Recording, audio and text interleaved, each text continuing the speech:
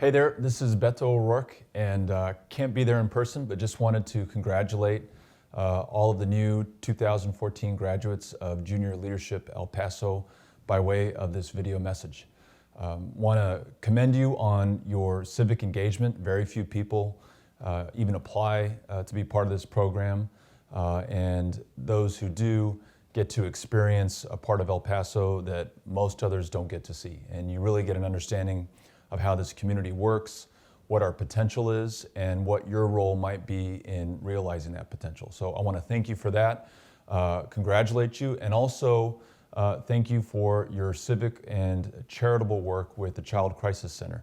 Not enough people get engaged in that side of our community, and the fact that you're doing that at such a young age says a lot about you and says a lot about what we as a community have to look forward to as you come of age, finish high school, go to college, and then hopefully make a decision to come back and start your careers and raise your families in El Paso.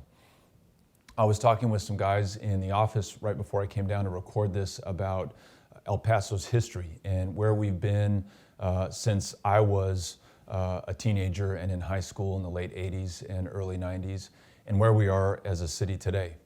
And if you go back even further than that, to the beginning of the 20th century, we were looking at some of the facts and figures about El Paso being a leading American city, bigger and more important than Santa Fe or Albuquerque or Tucson or Phoenix, really being the essential Southwest city where architects and artists and business people and dreamers and even revolutionaries came to make their fortunes and make their mark on the world.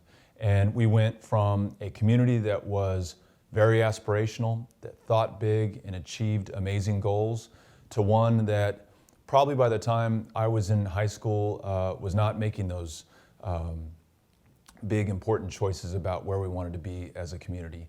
And I, like a lot of young people my age, made a choice to leave El Paso, and I thought I was never going to come back. But now, in hindsight, I'm really glad that I did. By the end of the 1990s, by 2000 and going on into 2005, 2010, this community has made some really important decisions about who we want to be.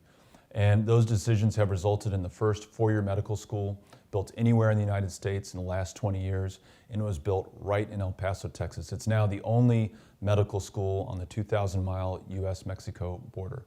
We have UTEP striving to achieve Tier 1 research status as a major research-based university in Texas and in this country. We have $1 billion of road infrastructure projects. We have a new AAA baseball team and a new ballpark right in the middle of downtown. And we have close to $1 billion of private investment in and around downtown El Paso, making that a core and a center of activity, of energy, and life. All of these things were missing when I was a young man thinking about where I wanted to make my mark, where I wanted to raise my family. But I ultimately came back because I knew there was potential. You're starting to see that potential realized in El Paso right now.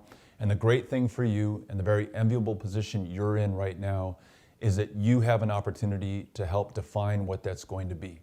As you finish your schools and studies, as you finished college and graduate school, El Paso affords you the opportunity to get in on the ground floor of one of the fastest rising success stories of any American city in history.